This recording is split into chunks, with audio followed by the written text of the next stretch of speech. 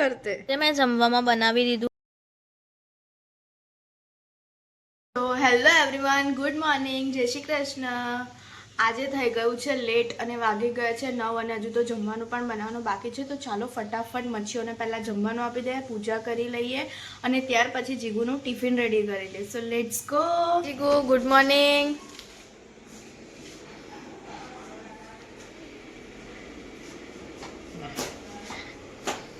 માટે ફટાફટ મેં દાળ ભાત બનાવી દીધું છે. કંઈ નહીં, દાળ ભાત થઈ ગયું છે. હવે અમે ચા નાસ્તો કરી લઈશું, ત્યાર પછી જીગુ જશે ઓફિસ.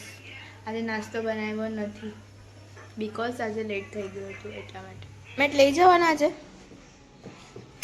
કેમ લઈને જવાનું? તમારે સરે કીધેલું છે ને કે જિગ્નેશ હેલ્મેટ પહેરીને આવવાનું.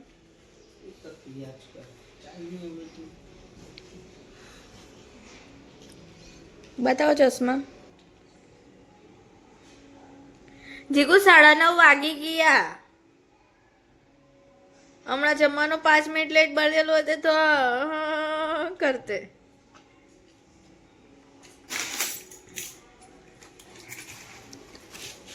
રૂમાલ લીધો? સારું ચાલો.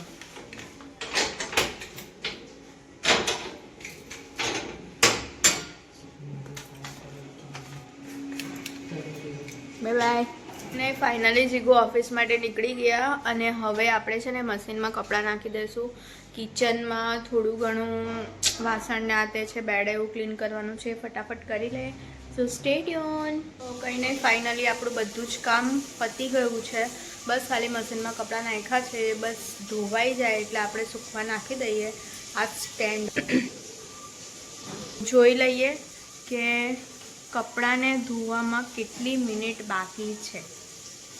બસ ઓલમોસ્ટ 15 મિનિટ બાકી છે. 15 મિનિટ પછી કપડાં પણ સુકાઈ જશે એટલે આપણે એને સૂકવા નાખી દઈશું. બસ પછી કામ પૂરું. તે મેં જમવામાં બનાવી દીધું હતું ટીંડોળાનું શાક, દાળ અને રોટલા. હું થઈ ગઈ છું જમી કરીને ફ્રી અને કિચન પણ ક્લીન થઈ ગયું છે.